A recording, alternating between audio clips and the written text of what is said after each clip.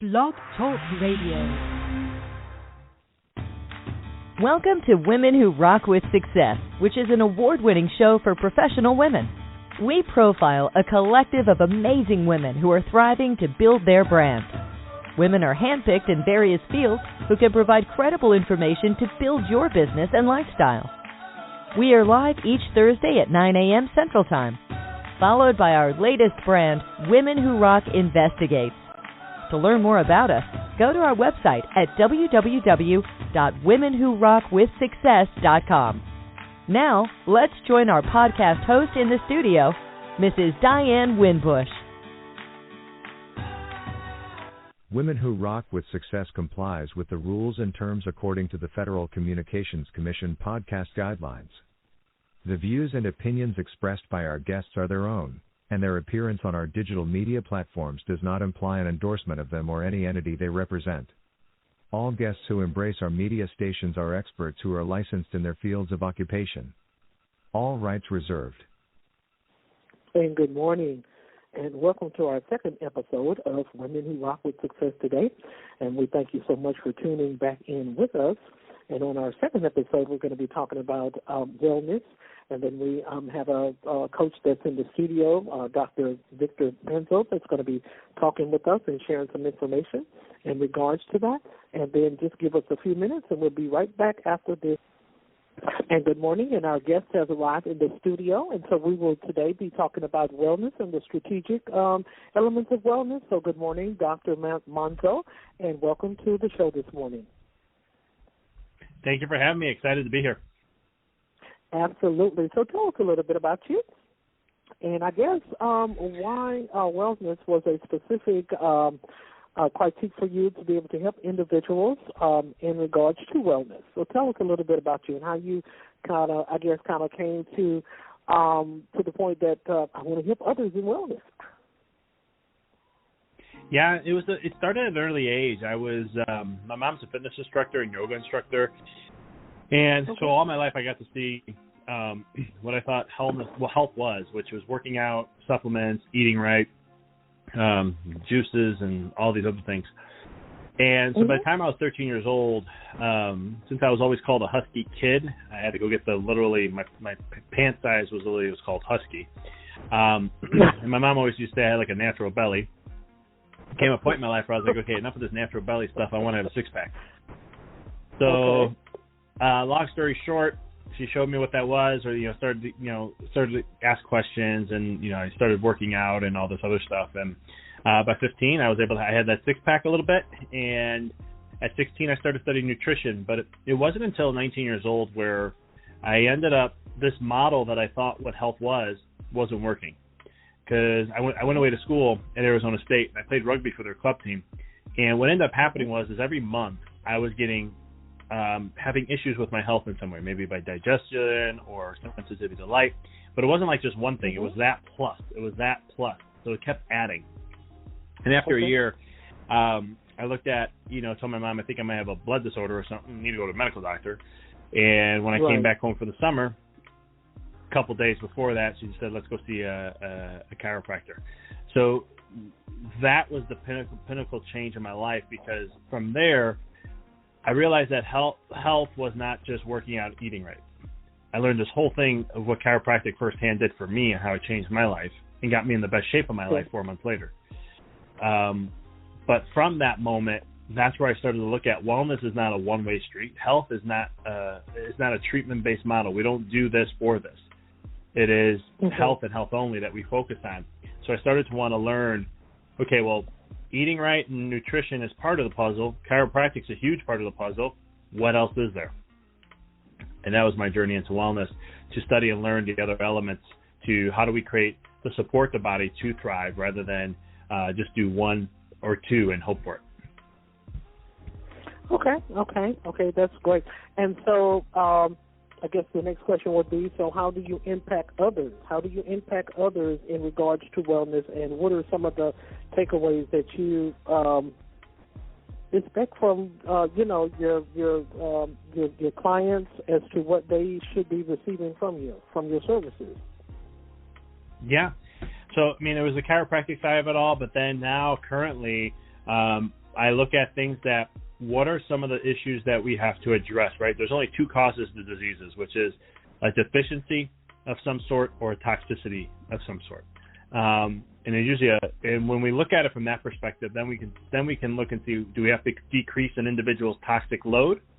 Do we have to support deficiencies, which could be eating, it could be consuming foods, it could be movement, it could be the nervous system, which I'll give recommendations to, sleep is another one, mental emotional health. So that's the kind of approach we go with. And then how do we support the body? Your body's designed to be healthy. Genetically, we know that for sure. And but the problem is our environment dictates our genes and what they should be producing and how they should be producing. So we have to look then and say, okay, well, what are the things we can do to help support the body? And there's basic elements that are needed. And once we start to address those basic elements, most of the time problems will start to resolve themselves because we're not focusing on something specific. We're focusing on how to improve the overall health of the body, which is wellness, because wellness is not a treatment-based model. A holistic model means that it's how do we just improve the overall system as a whole rather than focusing on its part. And so that's why treatments that's focusing on a part rather than the whole of the system. And so that's kind of the approach we take, and then from that it helps make changes. Sorry. You're fine. You're fine. Because a lot of times, Dr. Manzo, a lot of times we think, all of us do now, I'm guilty of this too, when we hear about the word wellness, you were calling out you were stating all of the elements it comes with. It consists of, sleeping. It consists of, making sure you exercise and make sure you eat right. The first thing we think about is we see Jenny Craig commercials, or we see something in regard to different other health initiatives that we see. We think that's wellness. We think it's just due to exercise or dieting. But I guess wellness, as you explained it, it will cover more than just a physical thing. It perhaps maybe cover mental things, maybe, cover emotional things. But the most important thing about it is making sure that they all sink in together. We have to keep it all up. We have to keep the good sleeping. We have to keep the exercise up. We have to keep the other types of motivation up. And so I guess that's, important as to knowing, I guess, what wellness is. It's a full package, I guess, of the body, mind, and spirit, I guess, if I could ask that question too. It is 100%. It's because the body is one thing, the mind is even a bigger thing, but then there's the soul or the spirit, and when we're vibrating or we're focusing on being or showing up as our best version, you're really hitting all three. All of them can work better together, and you can express more. I mean, when you're just showing up, having more energy and better mental clarity, your whole life changes. It's not just going to be one thing. It's going to be a whole list of stuff that's going to play a role on that. Right. Okay, and so as I'm looking here, it says the road to greatness. So tell us a little bit about that and how the individual can be able to achieve it. We know that we supposed to, all of us do. I just got through eating some brownies with some walnuts in it, so it may not be the good breakfast meal or breakfast target item to be able to eat. But when you want your clients to have a sense of a road to greatness, what is considered in all of that as a road to greatness? Is that means that the individual has to maintain and stay on this path that they choose in order for a healthy wellness, in order to be able to, I guess, live out the road to greatness. Yeah, it's one of the things where, it's looking at it, making it a lifestyle, right? Because there's so many things that to achieve that level, it's incorporating little things at a time and doing certain micro changes. Like, so many times people get so fixated just on a diet. And I'm always like, diets may work, but I'm not a fan of diets. Because some people process things different than others. And thankfully, technology has caught up to where we can actually answer those questions now.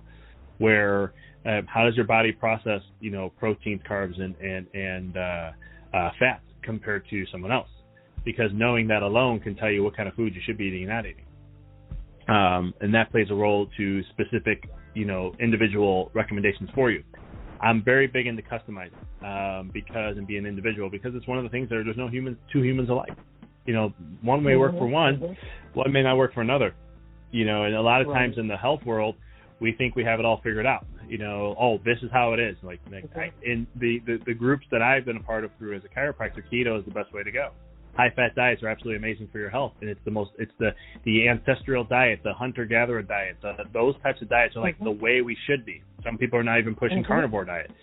And the problem I have with that is because, for example, like myself, I'm not a small guy. I'm 250 pounds. I'm 6 foot. I'm not overweight. It seems like I'm overweight, but there's a lot of muscle mass I have. But the problem with me is if I go and do keto or do those types of diets, it's actually detrimental to my health. It's actually not a benefit for me, because my body absorbs 48% more fat than it should be. If I didn't know that information, 10, 15, 20 years down the road, I probably have heart issues. Even though I work out great, get adjusted well, sleep well, mindset, mental, emotional components, all that are doing great, I would have had other issues that would have been showing up, and it would have been a shocking experience for me. But since I know that, and I know that my body likes to have more carbs, so then I just choose more. I modify it to be that way. And when you start to do things like that, you can really start to shift gears, and it can lead to that path of where you're really shining your best. And you don't. And the thing too is, we get so fixated. You can have the brownie with walnuts. Just look at how the brownies were made. Right? You can do it in moderation. Yeah, absolutely. We don't have to some people go, you must have. I used to be two sides of this. I used to be so extreme, where I don't think I had sweets for 2 years. No sugar. I was just so strict about that. No carbs, no sugar. I was just very straight keto, and I was disciplined. I did not make a mistake. But what I would do is, I would make my own ice cream, to where it was made from coconut milk. I would sweeten it with stevia or some of those things, and make it all healthy And that was great. I was still able to have that. It was healthy, though. Okay. But then there came a point in my life where I'm just so you got to also, for me, it was I'll still have, I have cheat days, but they're not compared. I won't go and have a box of Oreo cookies, but I will once in a while. I'll be I have a taste for, Newman's or organic and whatever, and I want to have that with some nice coconut milk. So I'm just going to have those with that instead. And that's my little treat for today. And I can still savor that sweetness that I like to enjoy once in a while. But it doesn't have. And another thing too is there's polar opposites. There's brownies that are horrible for you and all this other garbage in there, but there are other ones that you can make that are actually not bad. I'm not going to say they're healthy, but I would say they're healthier because you have sugar in them and you have all these things you have to put in. But there's ways you can modify that to make it somewhat be beneficial for you. Okay, that makes sense. Does that help a little bit? Sense. And that helps an entire lot. It does. It helps a whole lot. So now we want to switch segments real quick, and so we want to get to the part where, again, you deal with individuals with life challenges. You can be considered also. I know you're a psychologist or what have you, but you also deal with individuals mentally, which comes with that occupation as well. So we want to go to the part where we talk about life, and so we want to get down to some of the mindset as to why sometimes now look, Dr. Manzo, we know all of us have this COVID-19 being ordered in the house. It can't go anywhere. 10 people to a specific closed-in area. People couldn't go nowhere but just work and what have you and go back home. It was a lot of challenges that families, individuals suffered through the COVID-19 area, and I'm pretty sure that there were a lot of psychiatrists, psychologists that perhaps maybe worked overtime during this period and probably still do. And so we want to talk about that a little bit as to how, when crises come up, how we need to kind of sometimes be still. I know we got a war that's kind of going on too. Everybody's kind of up in the air with that, with Ukraine and as well. And so sometimes life challenges will come and they will go. And sometimes things come to make people fear, let's be honest, and some things may come just unexpected. So we want to talk about that a little bit as well, because I think that is very, very important when it comes to wellness of the mind, wellness of the brain, wellness of our life, our daily life activities. And so we want to kind of define a little bit is why is the mindset the end all to be all? Why is the mindset so set like that? Because like when the COVID hit, I'm not for sure if I went berserk, but it was a concern to me. And it was a concern. I've never been on a lockdown before. I've never been in an issue where I had to go and have a mask on or stand 6 feet away from a person or was, treated like I was a prisoner in a country where everybody had to share the same exact rule. So talk to us a little bit about that. Yeah, I mean, mindset is everything because it's one of those things. It's how you see the world. It's our vision, it's our lens, and when you're in that kind of a state, how you see things is what it's going to be. Those are just some spiritual truths, but quantum physics has shown that also because how we see something based on the observer effect, it has shown that how we see something is what's going to show up. Like how our consciousness looks at something is going to actually alter and change the material world to show up in that way. And so it's kind of fascinating the power behind that. And so how we see, how we saw COVID. Everyone, if you looked at the standard narrative, everybody was freaking out about COVID and because of what the media was sharing and all this stuff that the fear they're throwing out there. But there was a whole other group of people that they had no fear whatsoever. I was one of those. Mm-hmm. And it's one of those things where, and now some people say, well, how did you didn't know what the virus was? No, but I understand how viruses work, right? I understand the world because I understand how viruses work in a way, and I understand the immune system. I understand how our bodies work and all these other things. But when it comes to our lives, right, from a mindset perspective, how we see it is what it's going to be. Now, why is that so important? Well, mindset's everything, like we said earlier. Well, how is that true? Right. Perception. How we perceive something in our environment, doesn't matter if it's factual or not, your brain doesn't care about that. So understand that principle. Your brain can't tell the difference of what you think is real and what isn't. Okay? So you can make up something in your head, and your brain's going to think it's real. You can see it in your world, and you're going to think it's real. There's no difference between those two. So I want to be really clear with that because this is going to be a game changer on something. So how you perceive something is going to actually change and it's going to tell your DNA what to produce to respond, but also it can even change the way your DNA is written to respond to how you're perceiving something. So here's an example. Mm-hmm. If you fear something, your DNA is going to have the nervous system is what's in between the two, right? So you have your environment, then you have your nervous system, and then you have what the DNA is going to respond to. So the nervous system tells the DNA what to do. So if you perceive fear, then the nervous system picks up on the fear. It's going to fire up the nervous system. The nervous system is going to react, called the sympathetic part of your nervous system to fire up. Then from there, the DNA now has to produce proteins, right? It's being told, hey, we have fear. Go to the fear protocol. There it is. That's the proteins we need. Go ahead and make those for us. Done deal. Now you're going to create those types of proteins within the body, and that's going to be related to fear. That's why when we're in a state of fear, our immune system drops and so much more. And that's just from a perception. I'm not saying it's true or not. So what does that mean? Right. That means that you can have a lion in front of you, and you can have a fear response happen that way. Or you can imagine the lion in your head and have the exact same response. Or watch a movie and have the exact same response with a lion. And I think the new one I just saw one called The Beast or something. So, but long story short, that's how powerful the mind is. So if you perceive yourself not to be healthy, you don't perceive yourself to be empowered, you don't perceive that your body can do X, Y, Z, or whatever it may be, then you're going to create the opposite of that, and the body's going to respond in that way, and that's going to be your reality. So coming back to that statement, I said how me and other people weren't afraid of COVID in that way is because, again, what was our perception of it? It's a virus. Viruses have to follow certain laws just like anything else, right? Are there things – and now there's another thing. Why did I get affected as much? Well, I know for a fact that if there is some sort of virus or some sort of a disease out in the world, there has to be a cure also or a remedy for it. I want to say a cure. Let's use the word remedy. And the reason why that's so true is because that's the law of polarity. You can't have hot without cold. You can't have up without down. You can't have a disease without the healing element to it. Knowing that changes everything. Now you can't be afraid of anything because you know that's out there. Now some people say, well, how do you know what works and what doesn't work? Well, there's principles and laws of how the body works. And one of them is mindset, right? If you just didn't buy into the fear, your immune system's going to be a lot higher. Right. You're not going to attract things into your life as much, okay? And then there's other principles, right? I said that there's certain things in the body that supports it to be healthy. If you practice those principles, I am not saying that you can't get something or you're not going to experience something. That is not what I'm saying. But when you give your body what it needs, what it's going to happen is if it deals with something, like COVID being around, what ends up happening is if you do end up getting it, you're going to be fine with it.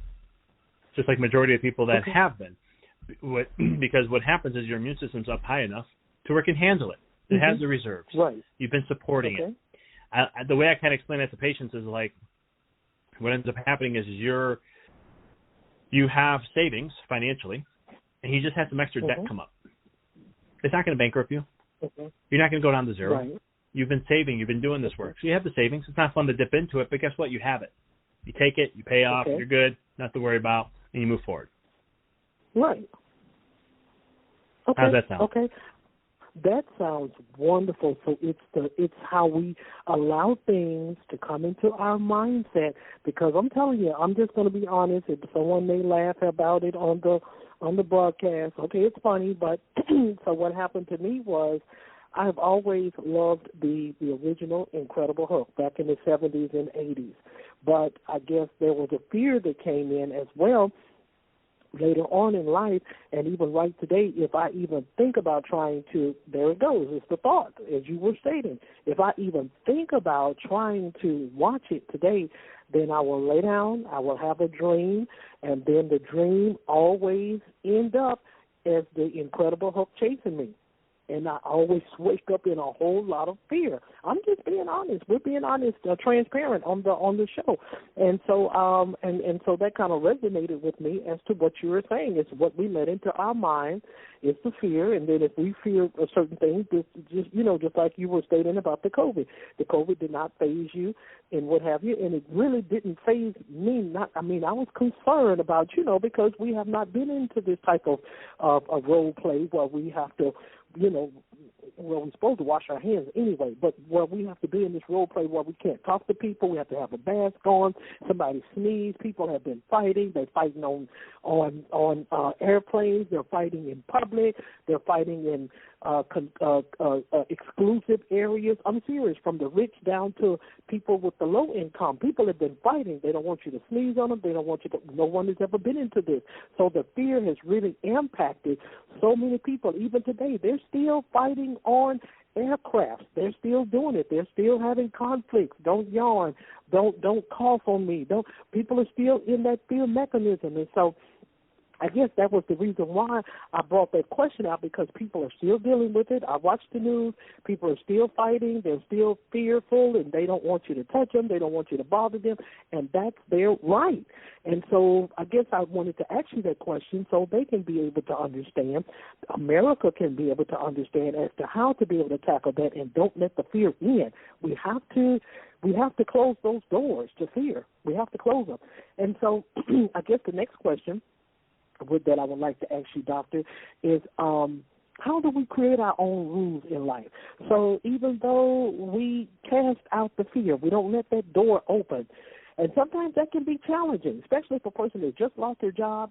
Sometimes if a person, I shared on one of the shows back here about a month ago and things of how this couple was married. They had been married for years. So when their children got grown, and what have you, and I asked her, I didn't know who she was, she didn't know me. I said, lady, you have a lot of books in your hand. And so she told me, she said, oh, I have to read now. She said, because she said her husband found out after her sons had went to college that they no longer have anything to talk about. Just think about that. That's crucial for someone to just say, okay, our children have kept us here forever together and knitted like a spool of thread and what have you. Now all of a sudden says everybody is going off to college and the nest is clean. Now we no longer have anything to share, and they end up getting divorced. And so these things are important. You're the doctor, not me, and so that's the reason why we're asking you the questions. So how do we create our own rules for our own life to prevent something like that? I'm serious. That was a sad situation. I felt so sympathetic for her. I did not even want to even let go of her hand. We were two different individuals, different cultures, different backgrounds, but I felt kind of a little hurtful and painful for her that she had to go through something like this. You're married to a man for 30-something years, and now all of a sudden the communication stops, and now you have to think for yourself. Come on, you can answer it. I love it. Yeah, it's one of the there's so many ways I can go with this. Well, let's go with the first thing. How do you create your own rules, right? So it's what we allow, understanding the power. Oh, I'm sorry. Go ahead. Yes. Go ahead. Yes. So, sorry. So it's one of those things where you think so understanding who we really are and how we choose our own world is based on our beliefs. And beliefs are what determine the codes that we live by to create our reality. And when you understand the power of a belief and what that is, it constructs everything. COVID is a great example to use this because science went out the door during COVID. What science became was consensus science. What consensus science means is that people just agree to something, and then all of a sudden they're like, that's the science. That's not how science works, not by any means. But unfortunately, that's what it became. I remember I was driving home from Tennessee one day, and I was with my dad, and we were messing around with Siri. He was looking through some stations, and he jumped on a Canadian station. I don't know if it was a podcast or just a station, but they were talking, and it was about pregnant women potentially taking the shot. And long story short, I said I got bothered by it because they're like, a woman asked, "Is it safe for us to take that?" And they said, "Well, based on the doctors, they all agree that it would be safe to use." They're stating something that has no scientific studies whatsoever at that time. Oh, wow. But they're saying it was safe to use. That's called consensus science. And so when people start to believe into things, this is why we had all the fights and all the things that were going on. People were fighting this and that because of belief. What do they believe? You're fighting a belief. When someone has a belief, no matter what you do, you're not going to be able to get them out of that until the beliefs change them. So if someone, when it comes to people having we need to separate each other, well, there's a belief that you have to do that. When it comes to even with your own life or money or health or whatever it may be, that belief is going to dictate how that's going to go forth. And sometimes we don't realize what these beliefs are because they're limiting. They're subconscious, which means we're not aware of them. But in these cases, in these types of situations, when you really step into that power of understanding the belief of what you can choose your own beliefs. And from a quantum physics perspective, from a neuroscience perspective, I can support that. And it's one of those things when you step into those realms, all of a sudden that can be, now all of a sudden you're living life by your rules of what you want to see happen, what you want to experience. And I share this a lot in the mindset world and coaching and what I do when it comes to for business owners and achieving their dream life. I get into a lot of that. But you can even do this with your health. What's your belief on health? Right? That's going to dictate it. What's your belief on a relationship? That's going to dictate the relationship. What's your belief on XYZ? That's going to dictate that too. So it's just choosing and be able to have that choice to be like, no, this is what this means. This is what that means for me, and really defining it, and then holding your ground, saying that is what it's going to be for me. That is what makes those changes. That's where you hear miracle stories of people who had cancer-sized tumors, grapefruit-sized tumors in their body, and all of a sudden 3 days, a week later, they're gone without any surgery. I mean, that's the power of what you can do, and I've seen it. I've seen them on X-rays. It's crazy. And I say it's crazy because you don't see it often. And it's one of those things that can be a huge game changer and huge shift for individuals, just understanding how powerful we really are.